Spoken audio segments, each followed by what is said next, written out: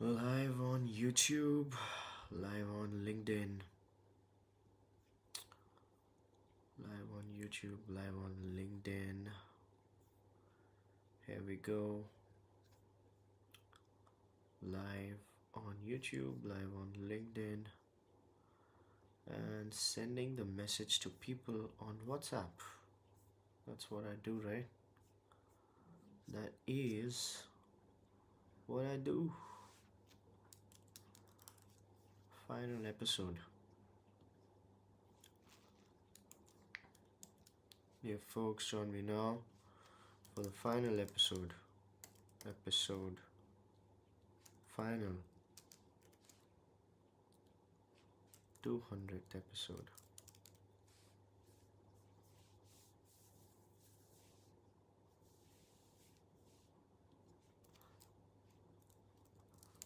To be a daily discussion. From now on, it'll be a weekly affair.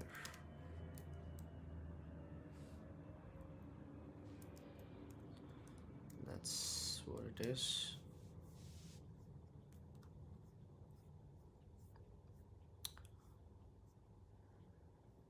Yeah, go fuck yourself. People who leave as soon as I send a notification of Thinker's frequency.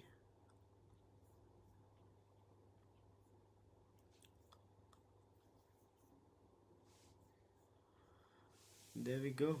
We're live. We are live on YouTube. We're live on LinkedIn. We're live everywhere. Now we're good to go. We are good to go. So let me check myself on YouTube. We are good. Let me check myself on LinkedIn. That's beautiful. And I'm ready. Let's have the show that we deserve, right? Let's have the show that we deserve. The show that we deserve. Bum bum bum. The show that we deserve. Bum bum bum. Bum bum bum bum bum. Bum bum bum bum bum bum. Bum bum bum bum bum. Hi Nishant, it was good while it lasted. It was good while it lasted. That's such a beautiful thing to say. That reminds me of Bojack Horseman. It had an episode. It was good while it lasted. Yeah, thank you. Thank you as well, Mr. Magesh Money. Bum bum bum bum bum bum. Bum bum bum bum bum. Bum bum bum. Bum bum bum bum bum bum. Good morning, everybody. Welcome to Thinker's Frequency. Our daily mental workout. Our daily dose of insights and analysis that don't lead to paralysis right before we punch in. No, I'm messing up the intro. Is it the last time jitters? What was it? Good morning, everybody. Welcome to Thinker's Frequency. We're having such a good time. This is the peak of human civilization. We're working so hard, doing such good work for ourselves, our parents, our kids, our siblings, our husbands, our wives, our friends, everybody. Well, not other people's husbands and wives, of course. And just when we thought things couldn't get any better, like they couldn't possibly get any better, well, they just did. Call it divine intervention, folks, but things just got a whole lot better. Now we have Thinker's Frequency, our daily mental workout, our daily dose of insights and analysis that don't lead to paralysis right before we punch in. So let's continue with our journey of reading between the lines, things that are especially interesting and important in the world of business and finance. Let's go! Oh, but before we go, you gotta follow a tradition, right? You know the tradition.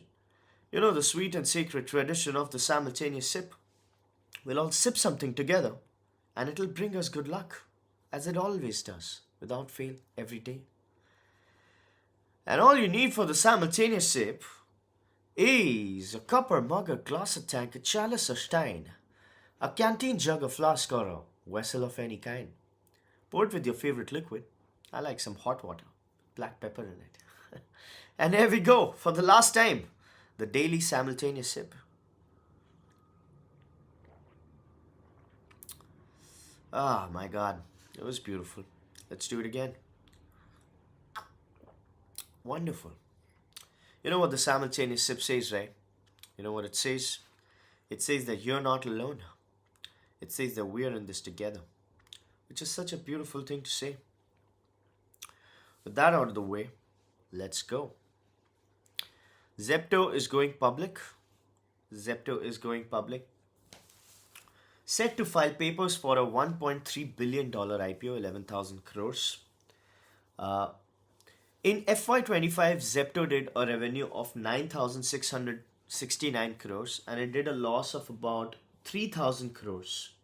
3,367 crores. That's negative net margin of about 33-35%.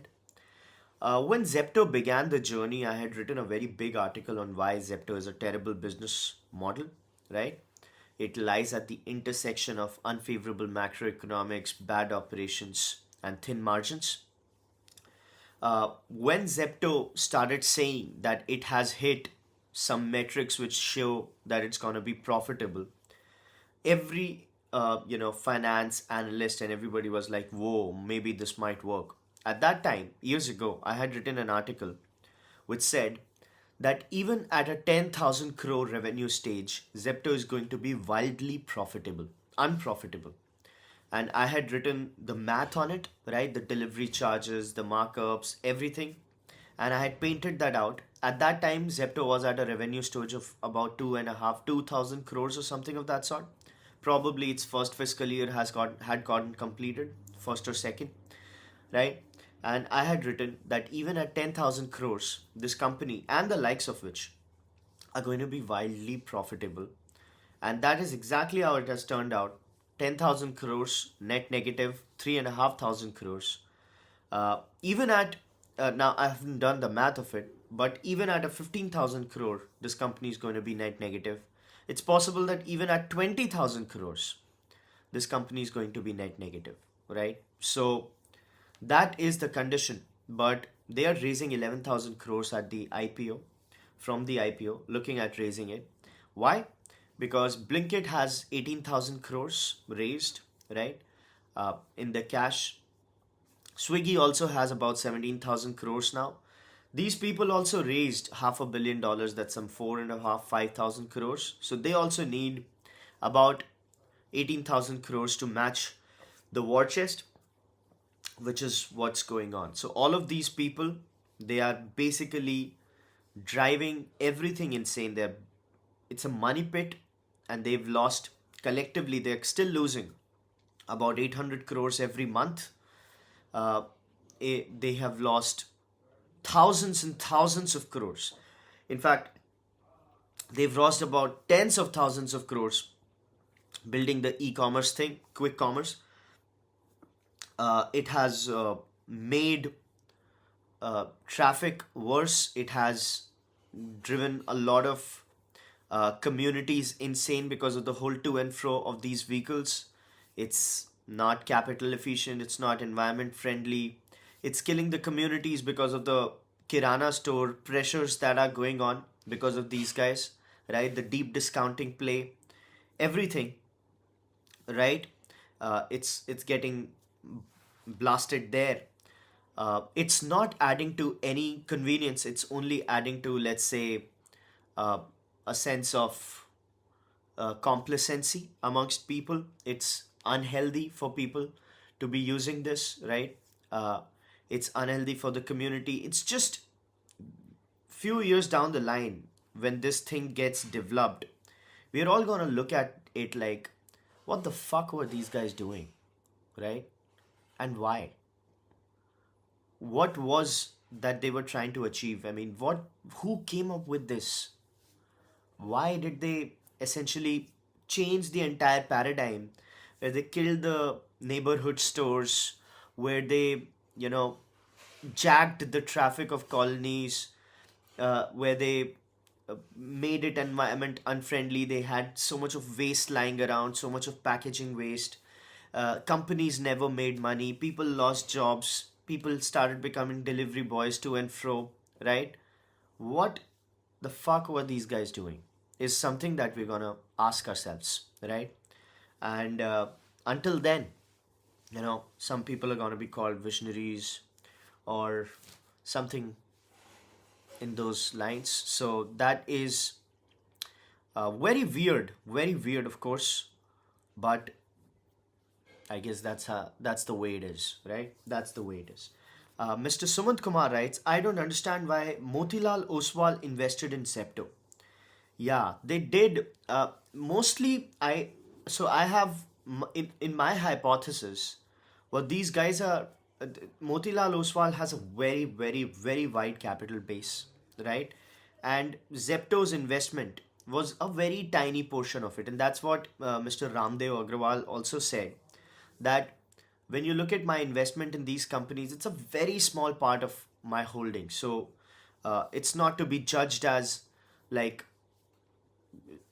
something that people are making out to be. Like a lot of people, when they were positioning their businesses, right, they were saying like, hey, we got Motilal Oswal and so on and so forth. So it's like very small part of my holdings, but uh, yeah, that is a signal, right? So I think it has a lot to do with relationships, right? Because these guys come from serious banking backgrounds, and maybe it's relationships, maybe not. So it's definitely not a prudent financial choice, right? I mean, it is definitely going to work out because of infinite monkey, right? Infinite monkey theorem. It always works. I mean, you get somebody so much of money, it becomes impossible for it. It becomes too big to fail. It cannot go to zero all of a sudden, right? So uh, when so many people's skin is in the game, like Nexus got involved, then Nexus brought their LPs, right? The Stepstone guys, they got involved. Then so many other people also got involved. Then Motilal also, Oswal also got involved. So they're gonna figure out a way to float the boat. Maybe it doesn't uh, scream the scale that these people wanted in the beginning. So it might just be like all that irrational exuberance is gonna lead to a lot of expansion, and then it's gonna draw back and it's gonna scale down. Something what happened with, let's say, Snapdeal or cab aggregation, right? Ola, Uber. So all of those guys, they were literally expanded the supply of cars. They went full ballistic on it, didn't make money. They scaled back the cars. Now they're trying to do the bike taxi thing, right? So again, Ola and Uber is a very good example because the fundamentals were same. They overestimated the market. Mr. Bhavish Agrawal said that it's a supply constraint market. It's not a demand constraint market. Demand is infinite. So we just need to work on the supply. That's what he said back in 2017. To me personally, I mean, I met him and that's what he said. I told him that, don't you think the macroeconomics doesn't support the cab aggregation business? People can't afford AC cabs to this extent. He said it's a supply constrained business. That means he meant that he believes that the demand was infinite, just as these guys are believing that the demand was infinite, and people don't have the paying capacity right now, right? So they are at like $2,500, and that's also just 1%. If you move away from the top cities, the top metros of the country, right? The per capita income drops to $600. So if you move like 300 kilometers away from Delhi, the per capita income drops like this. It becomes 6,000, uh, uh, $600, right? $600 is what? 624,000 rupees. That's what people make, right? No, is it $2,500? Uh, how much is $6,000? $600, folks. Yeah, somewhere around 32,000 rupees. So that's very poor, right? When you go out, the per capita income drops to that extent. Most of the Indian GDP, the tax collection comes from just Delhi, Mumbai, and all of those people, right? So uh, they are overestimating the demand. They raised a lot of money. They're burning money as soon as these guys also get money, the deep discounting is gonna begin, the traction is gonna look good, and what they're hoping for is that the per capita income just goes out of the park, right? It just goes up. But per capita income can only go as the GDP grows. Now, GDP is growing at what, 8%, let's say. At the moment, the projections are what, 6.3, 6.8 to 7.3%. So the GDP can grow at 7%. That means the per capita income will also grow at 7%, because per capita income is GDP divided by number of people, right? So if the GDP is growing at 8% and population is growing at, let's say, 3%, 4%, maybe more. The population is almost growing at the same pace, right? 6, 8% at the moment. At the moment, despite the falling uh, fertility rates, population is growing as it was growing, right? 6, 7%. So basically, per capita income will rise at what? 3%. It'll have like a differential of 2 or 3%, right? So maybe if the GDP grows at 7%, per capita income will also grow at 7%. It will not have a differential because the population growth will offset the GDP growth, and per capita income will also grow uh, like that, right? So it's gonna be what, 6%, 7%, right? So $2,800 it stands at right now. 6% of that is what? uh, some $2,500. So it's gonna be $3,000, and then 3.3 thousand dollars, $3,250, and so on and so forth, right? So it's gonna be 5 years, at least 5 years from now, when uh, per capita income goes to $4,500, $5,000.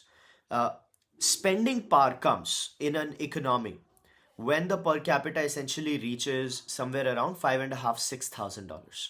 $6,000 is what at the current exchange rate is nine, um, some uh, uh, 55.4 lakhs, right?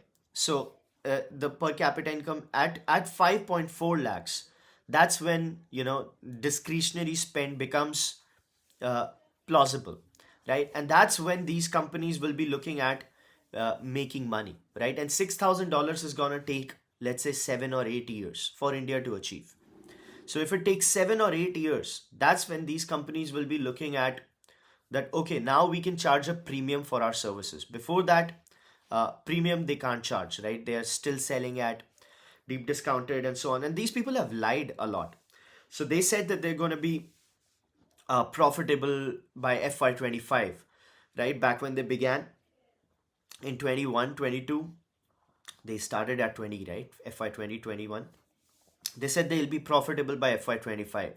And now uh, they're not talking about that at all, right? So it's just very weird, but it is not the only thing that's very weird. The whole uh, VC ecosystem works like this. They're not serious people. So that is very weird. Very weird. Mr. Eastick says, congratulations on the 200 episode mark. Thank you and keep inspiring. Yay. Delivery workers, in the meanwhile, are going on a strike New Year's Eve to demand job security, higher pay, safer conditions, and social security benefits. Now, the problem with the delivery boy job is that delivery worker is it's a falling pay rate, so it's gonna just go down. There's no way the delivery costs go up, right? The delivery costs will have to go down. At the moment, the net earning of a delivery boy is at what? uh, $600 would mean 54,000. Yeah, 54,000. Sorry about that. Mr. Ankur Pandit is right. I messed it up. So 54,000 Indian rupees. That's what the per capita income is when you go outside cities of the country at the moment, right? So if you look at the delivery boy payoff, right? It's 40 rupees. Roughly 40 rupees is what they earn per delivery, right? If you calculate, if you talk to them, their pay structure, the incentives, everything, you count them out, it gets like 41, 42, 40. This is not gonna go higher. This is not gonna go higher. It's only gonna go down. as time comes, in some time you're going to be seeing drone deliveries happening in the country, right? Because why not? I mean, uh, it's a new tech, it's a frontier tech, and the country wants it to progress, the country wants it to grow, right? It'll be in the best interests of the country if the drone technology takes shape. So why not? So that's gonna happen. And as that happens, these people will be competing with robots. And unfortunately, their job is pretty robotic. They're not learning any skill. Delivery boys, they're not jobs, right? They are basically traps. Instead of doing something productive which gives them a skill, which gives them a learning opportunity, which helps them sell, which helps them manage operations, they are just picking stuff from a place 1.5 kilometers going back. That's what they're doing day in, day out, right? For 12 hours. So this is not a job. It's only gonna get worse. But they're fighting the tide as we speak. So it's a total net negative play. So even if these guys make money tomorrow, right? Let's say 5 or 7 years later, these people uh, uh, it's just it's only net negative. When these people make money, kirana stores will have shut down, delivery boys would have been obsolete, their jobs would have been backbreaking. It's just they would have killed the community, people would be unhealthy, there's gonna be more and more traffic on the roads because of these guys driving their e-vehicles and so on and so forth. So it's an absolute shitstorm, right? But it got money.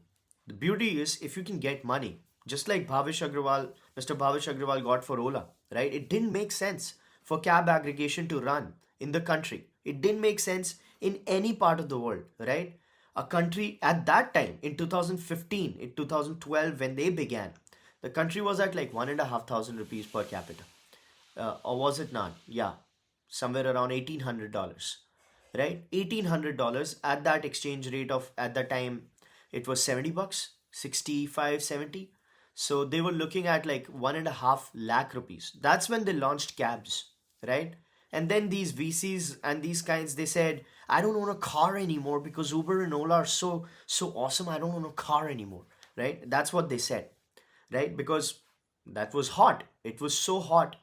And when I talked to them and said, how could a person, oh, it's just gonna work out. Trust me, it's and that's what these people said. So they had no idea then.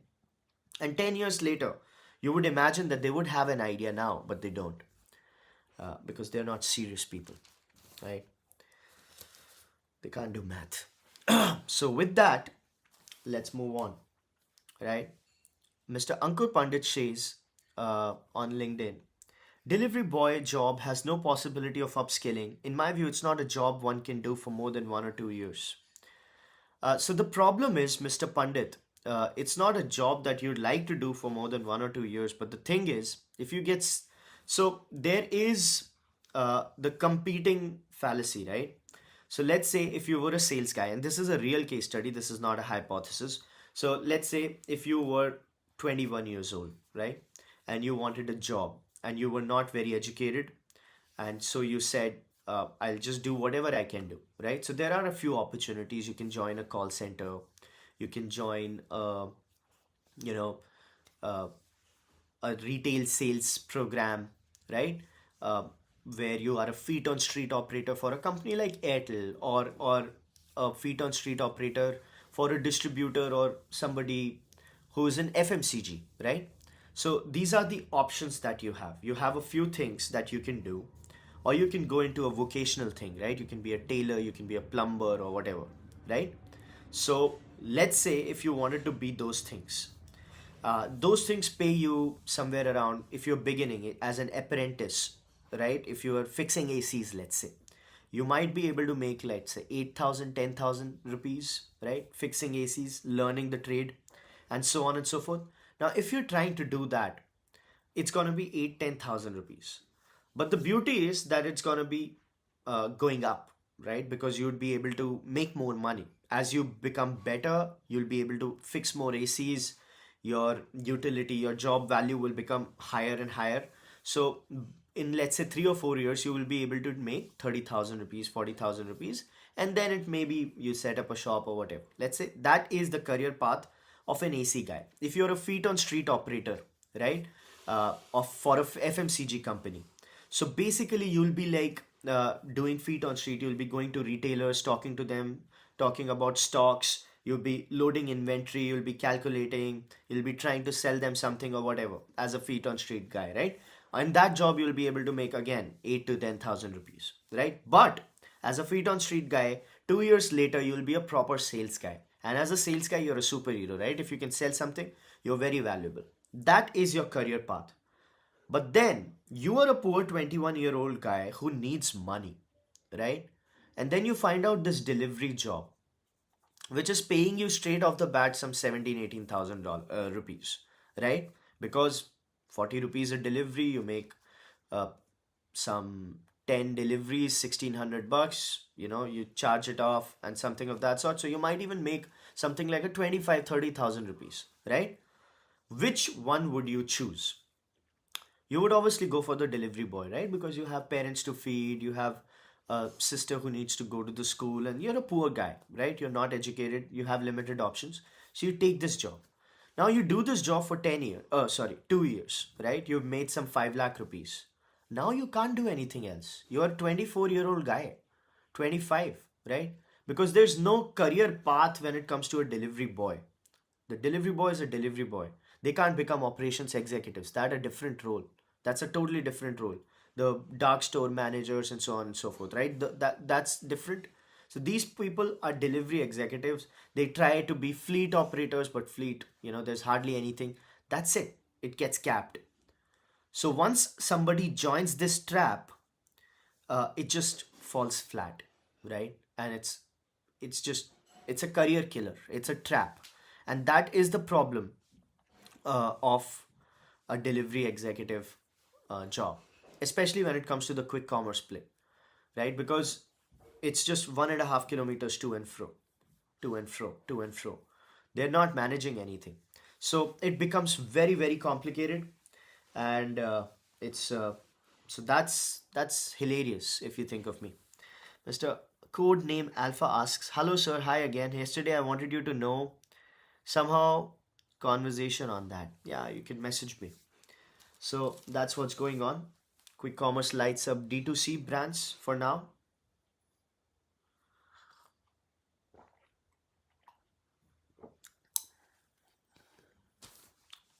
Moving on, folks.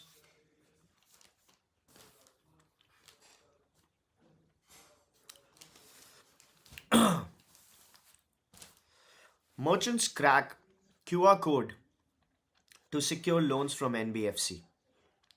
That's all obvious. Cash flow based underwriting a positive. So non-bankers and lenders leverage tech infra, fintechs processing digital payments. So if you look at the growth of QR code led digital payments, boosting unsecured merchant loans, right, by non-bank lenders, let's say Aditya Birla Finance, L&T Finance, and Poonawalla Gop, and so on and so forth, right? 1,000 to 1,500 crore of monthly disbursals get sourced from these payment applications, and non-performing assets are very low, says. So the Paytm has disclosed around 4,500 crores of quarterly disbursement volumes. So the merchant loans are growing, and it's amazing, right? It's SME loans under priority sector lending, outstanding amount in lakh crores. In March 2024, it was 19.7. In 25, it was 22.3. In November 24, it's 20.7. And October 25, it's 26.1. So this particular thing is going. A comment by Mr. Bhavik Shah. Somehow huge amount of cab drivers and delivery guys are of one minority community. What happens to them when the infinite money runs out? Well, that's a complicated guess. Moving on, folks. Department of Atomic Energy seeks SOPs on a par with renewable power, right? So that's what the atomic energy people are looking at. They want incentives which are parallel to the renewable power, right? At the moment, nuclear energy comes under the red zone, red area, because it has environmental risks, right? Even though the emissions and everything are almost zero, it still has a nuclear fallout kind of a risk, due to which it comes under the red category, Center Pollution Control Board. Now they want it to go out. They want, right, sector the same incentives as received by, let's say, solar or wind or so on and so forth. Would they be able to get that?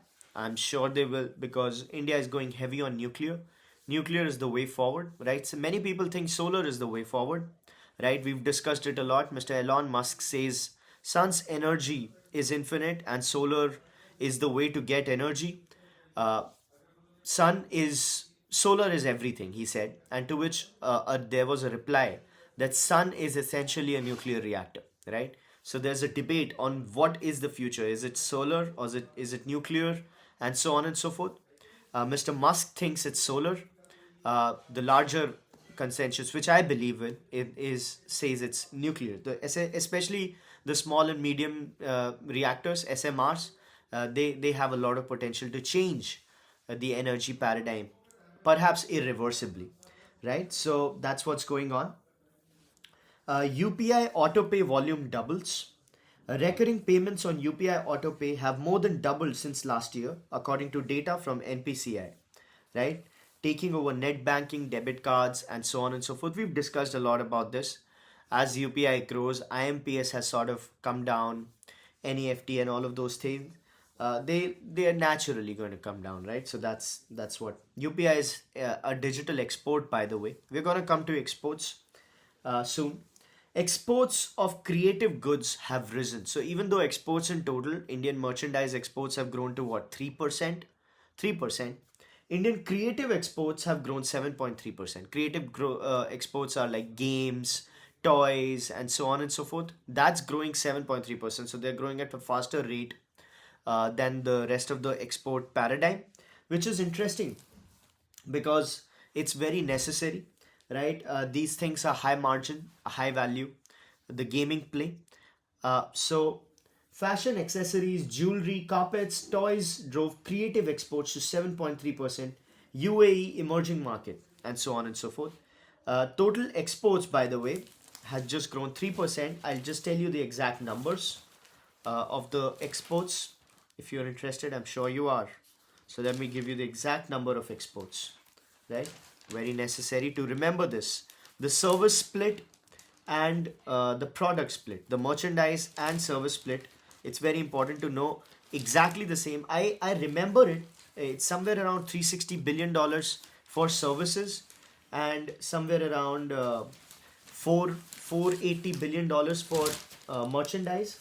Well, let me just find out the exact number. So $825 billion. Okay.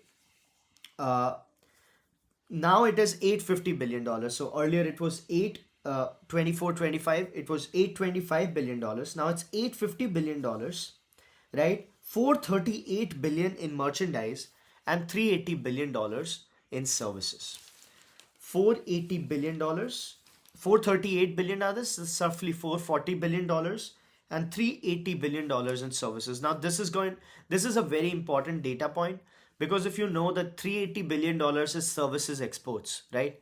You know how big the IT outsourcing play becomes. It's $280 billion.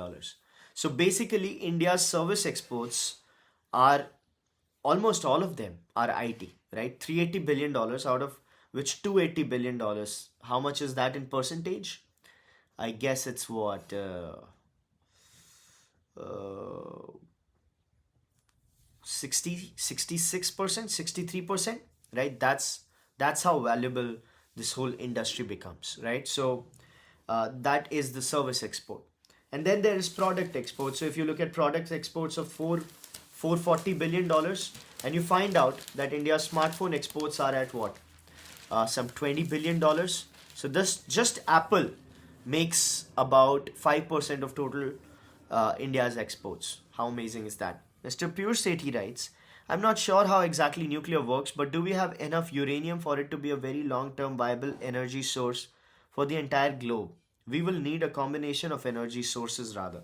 Of course, we'll need a combination of energy sources, but yes, the answer to that is yes, we do have enough. And when you harness nuclear energy at a proper scale, right, nothing comes close. Absolutely nothing comes close. That's the beauty of it.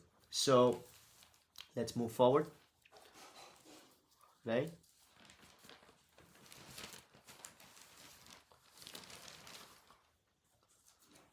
Or political chit chat, folks.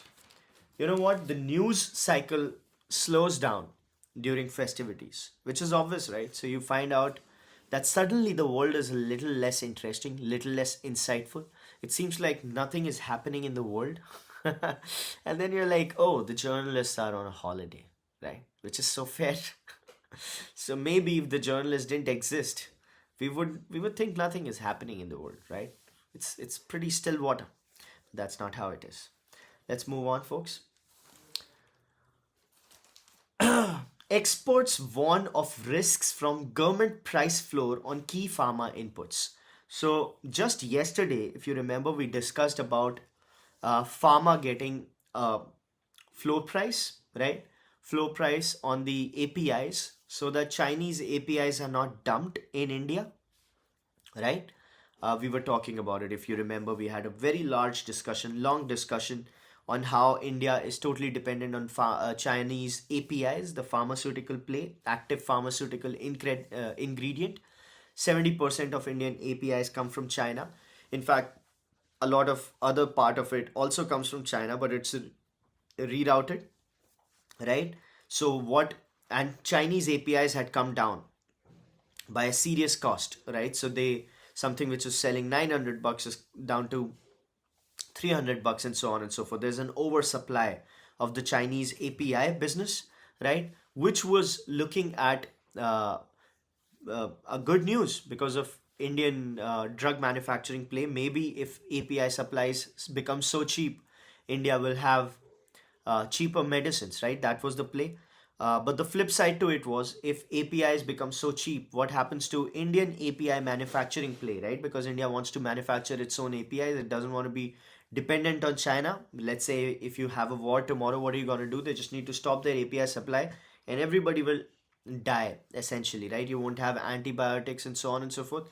That's why US is bringing back pharmaceutical companies and saying make in America. They want absolute independence from China when it comes to API supplies. 90% of US APIs still come from China, so that's something.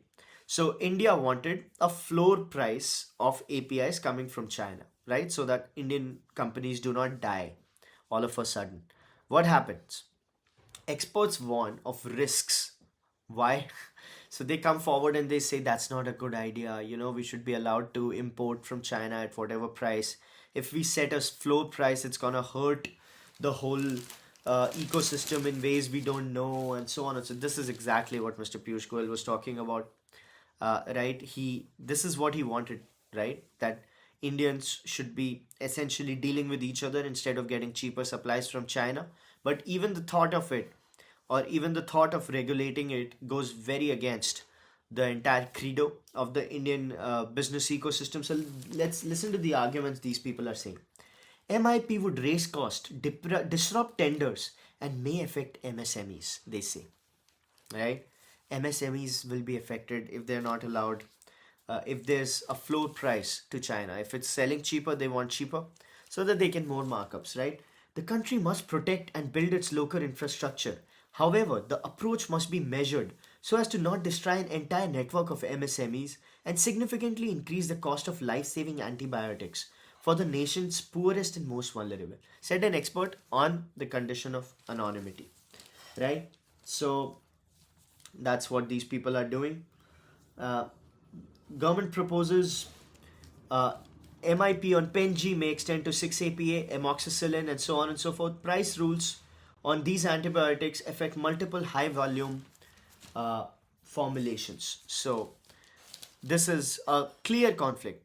So you realize that, oh, you need to make APIs in India so that Indians could have some reliance, some self-reliance on pharmaceutical industry, right?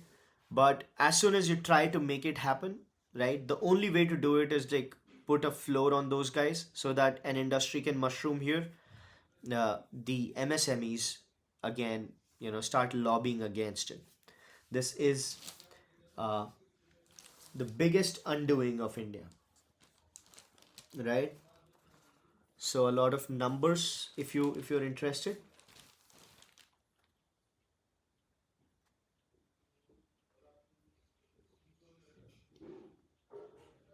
Layering a high MIP on top of PLI risks converting it into permanent protection, weakening efficiency incentives, and transferring cost to patients and public budgets. Where a PLI beneficiary shows low capacity utilization, high fixed costs, and reliance on intercompany financing, corrective tools should be operational restructuring, scale up, not a nationwide price floor on essential inputs. They say that the PLI thing should be more efficient, and not it should not be a price control. Instead, it should be like an operational improvement on whatever these Indian manufacturers are looking at. The thing is, it takes time, right? It takes time, and they know it. They know it. But the vested interest groups are very strong, and they wouldn't want to, let's say, rock the boat. Rocking the boat is a big problem, right? But that was the bad news. Let's come to the good news. Good news is India set for rapid industrial and warehousing reality boom. As we talked about, uh, India's warehousing, right? So when you have manufacturing, manufacturing leads to logistics, logistics leads to warehousing. It's like a cascading effect, the second order effect, right? If you spot every buck spent on manufacturing or developing the capability of manufacturing leads to some money to logistics and some money to warehousing. So warehousing is basically looking at a realty boom, manufacturing, logistics push, and institutional grade assets to drive demand in 26. That's what's happening. 30 to 40 million square feet average annual demand expected. 26.5 million square feet leased in 2025 in the first 9 months, 11% YOY growth. Transactions above 1 lakh square feet formed 38% of absorption. That means there's pretty good involvement of the SMEs when it comes to warehousing, which is obvious, right? 3PL is third party logistics like e-commerce express or so on and so forth. Delhi, Bangalore, Hyderabad, 60% of total leasing. This is uh, of again obvious but slightly bad news, because you would prefer this to get a little diversified, but this is where demand is, so this is where warehousing is going to be, right? So e-commerce plus manufacturing contributed to 60% of overall demand. This is very necessary. India has a lot of room to grow its warehousing base, uh, and we are finally moving into that direction, right? So let's move on, folks. New labor codes may reshape MNC payrolls. So MNC payrolls have a transfer pricing play, right? 3P. Transfer pricing is for so when the benchmark. So what happens is, let's say for seconded employees, the revised wage may allow alter the cost recharge mechanism becomes between group companies. So cost recharge mechanism is a way for one company to pay for goods and services and then bill the business to the main entity, right? And with the new labor code, that sort of gets affected. So it's gonna rock the boat a little, but that's just changing compliances, nothing new, nothing old. Let's move on, folks. Toyota has posted a drop in sales in November, dragged by China. China is obviously screwing Toyota now because China and Japan are getting hot, right? Toyota is more or less a proxy of the automotive market. It's the highest volume market player in the market, right? Toyota. So that's new. That's heavy. It's gonna be very difficult. China rests as the market for automotive, And Toyota is one of the incumbents which is in great trouble. If something happens to Toyota, Japan's economy essentially faces heat. So let's see how this particular thing goes on. Uh, Global sales, including subsidiaries, right, fell 1.9% in the period from a year earlier, and production shrank to 3.4%. That's what's happening with Toyota. China fell 12% year on year. That's huge. 12% is extraordinary, right? Thailand climbed, US 9%, China 9.7%, and so on and so forth. So this is a big deal, right? Let's see what happens to the global automotive market. In my view, the global automotive market is set for a very, very big disruption when it comes to getting hit by Chinese companies, right? Xiaomi and BYD and everybody, they're gonna be just extraordinary when it comes to disrupting the entire automotive fray, right? This is gonna be very, very huge. Uh, Thankfully, India is a bit protected. Let's see till when we can hold ourselves like that.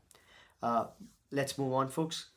Leaders for global India, they're saying Indians are getting hired, leadership roles, fast expanding GCCs growing 40%, right?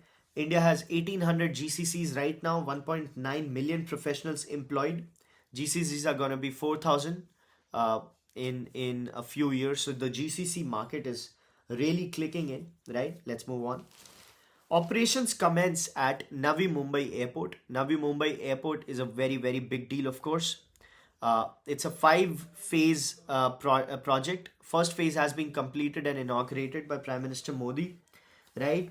Uh, at the moment, it's going to be a 12-hour schedule. But what's important is this particular data point that the project cost, first of all, the first phase cost 20,000 crores approximately, right? Uh, there is this, yeah. So, airport handled 48 flights, serving more than 4,000 passengers. Uh, it'll At its peak, when it goes up, it's going to be serving somewhere around 90 million passengers annually. That is 9 crore passengers annually, right? So that is what the Navi Mumbai airport will look like. 9 crore passengers annually, right? That's not a small number by any stretch. So, and it's a five-phase thing. The first thing is gotten over, uh, right? Operations are expected to progressively scale up around the clock from February next year, right? Fully built, it'll be having 90. That's huge. Speaking of airports and Indian Airlines, the government is stepping in and starting two or three airlines, right? One of it is called Shank Airline. One of it is called Al Hind. Al Hind. Al Hind, Shank, and so on and so forth. That is to break the monopoly. That sounds like the worst idea ever, right? The government has, according to Mr. Modi, government has no business to do a business. That was the stance. Then why are we starting airlines? Are we going to be, doing a good job managing airlines business? I don't think so. Uh, is it gonna be another Air India? We have a 70-year history of screwing up the airline operations. What changes now? Are we so mad at Indigo that we are happy to blow a lot of money when it comes to starting our own airlines? Perhaps that is the idea at the moment. That's what these people are thinking. Al Hind. Oh my God. Moving on. Al Hind sounds like a scary name. I mean, no offense intended, but oh. Mr. Peeyush Sethi writes, why not maybe just assist the other players in the market like Akasa, SpiceJet, or who have big infra and can benefit from additional investments. So the government can't invest in those players, and those people have not been able to raise money because private airlines have not proved to be great investments. As we've talked about airlines business, I wrote a very big piece on it recently, which highlighted the situation of Indigo ever since it has gone public, right? So airlines business is tough to attract money, and given the money they have right now, it'll be difficult for them to expand So the government is propping up this particular thing. And maybe after announcing this capacity, their plan is to sell to these people, right? So they can build a capacity and then hand it over to private players so that Indigo gets competition right now, because it has some 65 to 70% share of the entire Indian airline market. Maybe that's the plan, but whatever it is, for now it looks very ugly. Let's not pretend. Moving on, folks. Jindal Cement steps up expansion plan, 4x capacity jump. That's okay. That's okay. Moving on.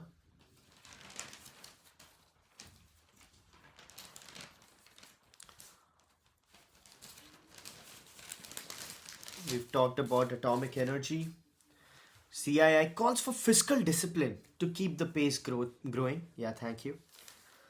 Uh, CERC brings in virtual PPA norms for renewable targets. So this is very important. This is a slightly intelligent piece, right? Bilateral counter contract to be non-tradable and non-transferable. So what they're thinking is that, let's say if you have a facility right now, the green power that you have to buy, you actually have to buy that power, right? That power needs to come to you. But what if you didn't have to buy that power directly?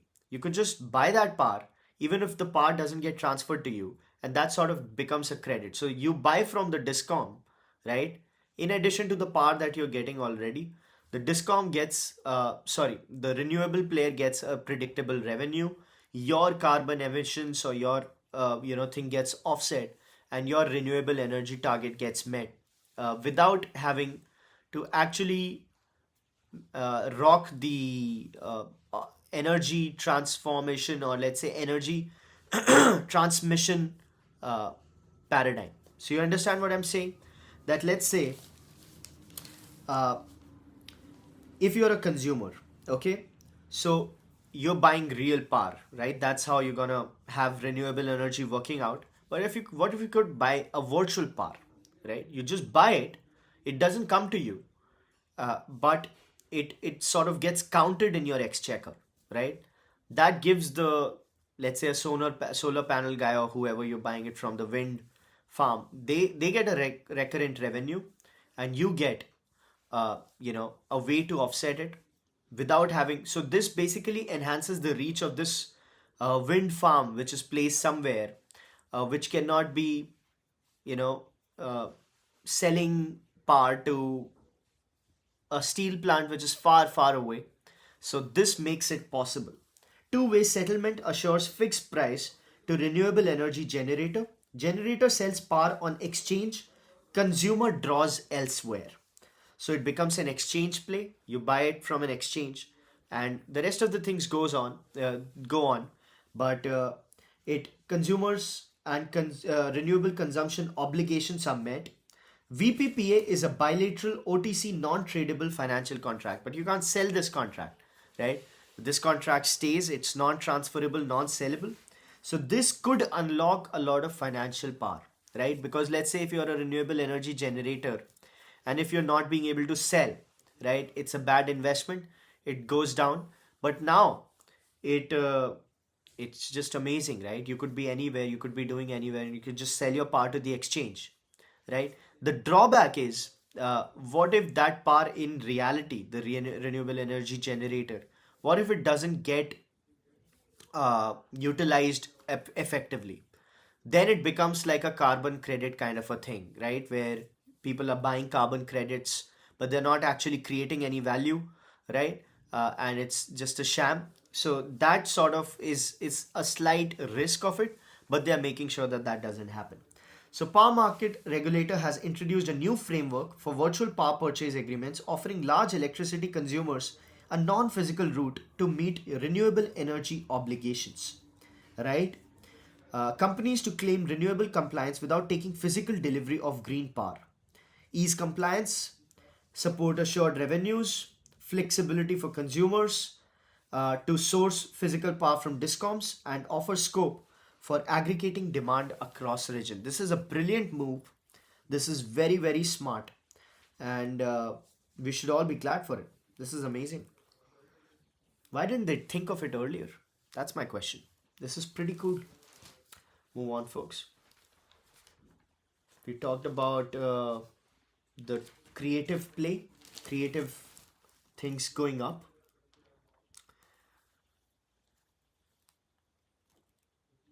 Half of Indian creative supplies went to UAE and US, right? A lot of front loading happened due to US tariffs. Uh, that's also the reason I grew. So, yeah, that's okay. We've covered that. Let's move on, folks. IPO rush was more of a shareholder wealth transfer than firing up growth. That's what these people have figured out, right? 91% of funds raised by SME IPOs went into primary capital, but the big ones, most of them went to secondary capital. That's basically giving exit to the investors and so on and so forth. So 103 main board listings that raised 1,75,000 crore saw 63% of the total proceeds, 63.4% of the total proceeds going to secondaries. Secondaries means I'm an investor, I get an exit, right? On the other hand, SME IPOs got 91% as primary. That is the capital that comes to the company for growth and expansion, right? Obviously, it's a shareholder cash out than firing up growth, which is also a concern, right? Which is a big concern. If most of it is offer for sale, it's gonna be very heavy, very heavy. And if something bad happens to the retail market, which it will, so retail investors will be left holding the bag, which is a big concern, right? So QIP fundraising has halved after a record 2024 QIP's qualified institutional placements. In 2025, they raised 71,000 crores. In 2024, the amount was much higher, of course, about 1.5 lakh crores. So that is an interesting data point. Slowdown came with heavy concentration, of course. 71,000 crores. We know Swiggy raised 10,000 crores alone, right? Then is SBI, 25,000 crores. So just a few companies, 35,000 crores of half of it is just two companies.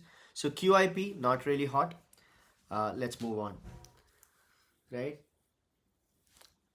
RBI may pump in 1 lakh crore more for liquidity comfort. We talked about how RBI was trying to inject liquidity so that the rate cut transmission happened smoothly. There was a liquidity drought, right? Because RBI's earlier swaps that they did, they went into tax out go and the dollar fixing play, the currency fixing play. So now 1 lakh crore more for liquidity comfort. 2.9 lakh crore what they were looking at already. So this is something that's going to be historic. It's going to be high. Liquidity remains constantly surplus. So the NDTL is net debt and what limit something. Let me just check, folks. What is NDTL? I forgot the full form. God damn it. NDTL. Does anybody know NDTLs? So this should be at least 1% of the NDTL. Let me check the NDTL full form. NDTL full form. It is, yeah, net demand and time liabilities. Net demand and time liabilities. So it should be 1% there. It's not. So it'll have to have open market operations and so on and so forth, right? 2.5 lakh crores, 1%. So that's what is going on. Let's move on, folks.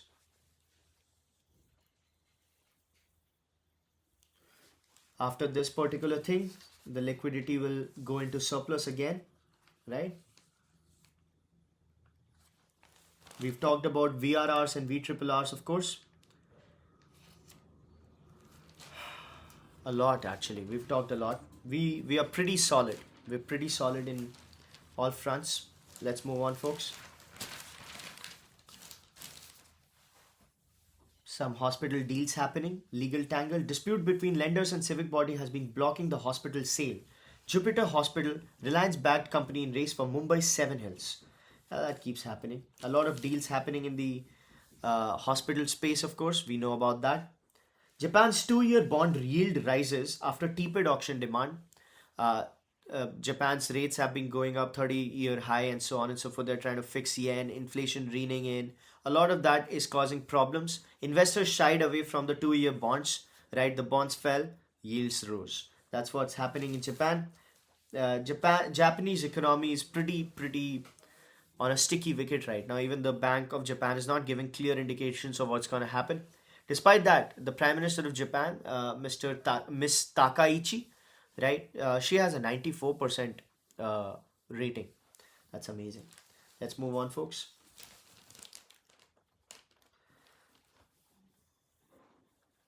Silver is up. China is facing a drought of silver. That's amazing. Japan's Takaichi has planned $786 billion budget, right? That's huge. $780 billion. Debt issuance will fall to 24%. And that is pretty much it, folks. We've covered everything. This brings us to the end of right, our 200th episode of Thinkers Frequency. UPI auto pay volumes double. We've talked about this. I just checking if I'm not missing out on anything. Nah. LTI Mindtree saw 60 million in H1 incremental revenue. Of course it did. Yeah, so we are sorted. This brings us to the end of the 200th episode of Thinkers Frequency, our last daily episode, our daily mental workout, our daily dose of insights and analysis that don't lead to paralysis. Right before we punch in, it's 9:32. We're gonna punch in, right? I wish you a beautiful day personally and professionally. I'll not see you tomorrow, same place, same time. But I'll see you next week. It's been awesome. It's been pretty good. It didn't work out the way I thought it would, but that's okay, right? Life is often a battle of what the world wants and what you want to give. This is what I wanted to give, but this is not what the world wanted, and that's okay. Right? But we've made a lot of good friends along the way. It's been amazing. It's been awesome, right? It's been pretty incredible. I've learned a lot. I have really learned a lot. I have grown a lot. I was always a pretty solid reader, right? My goal has always been to be the most well-read person in any room. In any room. I just want to be the most well-read guy in any room, right? And after Thinker's Frequency, right, I especially felt like that. Not in an egoistic way. It's just felt like, you know when you know, right? And that happened, right? It was just extraordinary. It's extra. Now I read all these influencers and they have nothing new to offer to me, right? Absolutely nothing new. There's nothing that comes as an insight from those guys. It's just very, unless they're people like, Mr. Peter Thiel or Elon Musk and, these people, Nassim Taleb. Now, those people I still draw from, but otherwise it's very solid. I'm very proud of the work we've done. And I'm sure you feel like that as well. The internet feels very shallow, very lame, because right, it is not as solid. We really went deep. We really discuss everything, and from a continuous perspective, what we did for 200 days gave us mental models like second order effects, like judging history as a process and not a set of museum pieces. It's just been extraordinary. It's been pretty incredible. And yes, predictions, right? The way you predict things and how prediction is the true indicator of intelligence, and we proved it. We actually started predicting things. So when I began, I was talking about this, and my friend said, hey, if you're so good on predicting, why don't you should make money on this, right? And I took it as a challenge, and we actually made money on predictions, right? I doubled my money, which more than doubled actually in just these 6 months, which was extraordinary. So a lot of good things happened to us. So I need to thank my patrons, right? Mr. Sumanth Kumar, Mr. Magesh Money. Mr. Sumanth Kumar, you really supported. I hope you got the value you thought you would, right? I hope I didn't waste your time. I hope I didn't waste anybody else's time as well. I hope you loved it all.